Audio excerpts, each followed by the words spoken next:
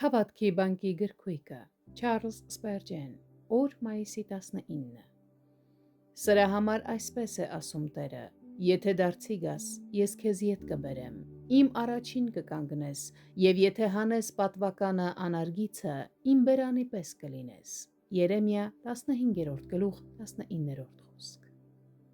Նրա համար այդքան քաղցր խոսքը դառն էր իր լսողների համար, բայց նա ընդունվեց իր Տիրոջ կողմից։ Նրան պատվիրվեց հավատարիմ մնալ, և միայն այդ ժամանակ Տերը կշարունակեր խոսել նրա միջոցով։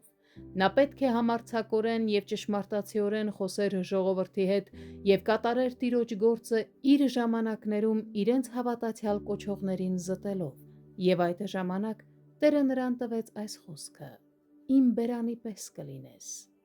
Ինչ մեծ պատիվ է։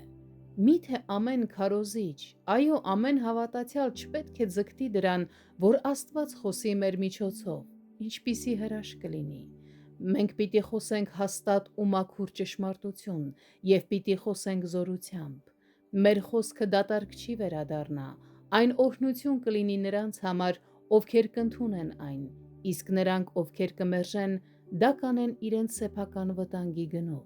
Մեր շուրթերը շատերին պետք է կերակրեն, և մենք պետք է արթնացնենք քնածներին և մեռածներին կյանքի կոչենք։ Թանկագին բարեկամ, աղոթիր, որ այդպես լինի մեր Տիրոջ բոլոր ուղարկված ծառաների համար։